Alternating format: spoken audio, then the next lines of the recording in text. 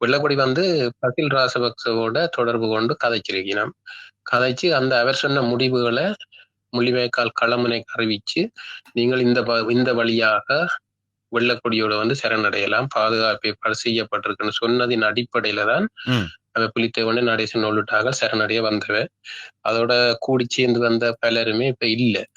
அப்ப அவை சம்பந்தமான அந்த நீதி விசாரணை செய்யறதுக்கு ஈடுபட்டவையும் சட்டத்திறனியா இருக்கணும்.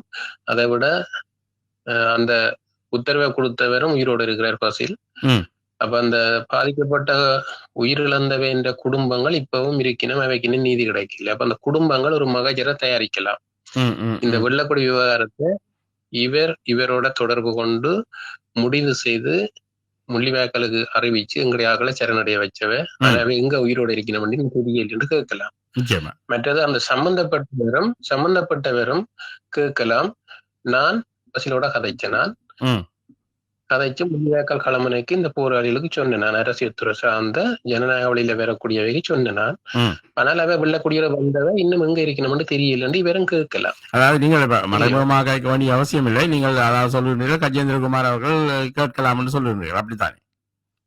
ஆமாம், அவர் ஒரு வேறு ஆளே அவரும் குற்றம் சாட்டுறாரு. நான் இல்ல இன்பேர் தான் செய்தவர் இன்னொரு ஆளை குற்றம் சாட்டு, அவர்கிட்ட பேர் நான் மறந்துட்டேன். நம்ம 2 பேர் இருப்பினம் என்றால் 2 பேருமே அதை கேட்கலாம்.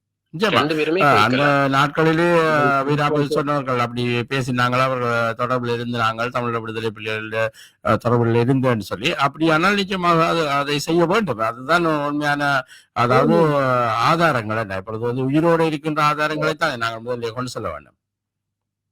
இப்ப நான் பார்க்கல அவர் செத்தது, அப்ப இருக்கிறாரா இல்லையா, இல்லைன்னா அவருக்கு என்ன நடந்தது, நான் இவரோட பசிலோட கதைச்சேன். அவர் சொல்லணும், அந்த தொடர்பு கொண்டவர் சொல்லணும், கொழும்புல இருந்து பசிலோட தொடர்பு கொண்டு கதைச்சவ. அப்ப அவர் சொல்லணும், நான் பசிலோட அவர் தொடர்பு கொண்டு பசிலோட கதைச்சதை சொல்ல வேணும்.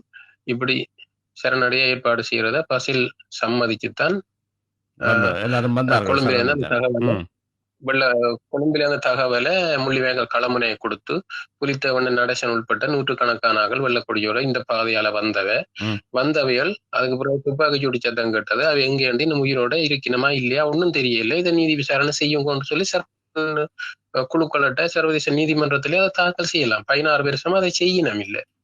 அப்ப செய்யணும் இல்லையாண்டால் அவைகள்ல ஒரு பிரச்சனை இருக்குது. அவைகள் தாங்களும் சம்பந்தப்பட்டிருக்கணும்ன்ற மாதிரி தான் கிடக்குது. அப்ப அவையும் சம்பந்தப்பட்டவை அந்த ஈடுபட்டவை கேட்க இல்லையாண்டால் அதை அந்த பொதுமக்கள் கேட்கலாம். நிச்சயமா பொதுமக்கள்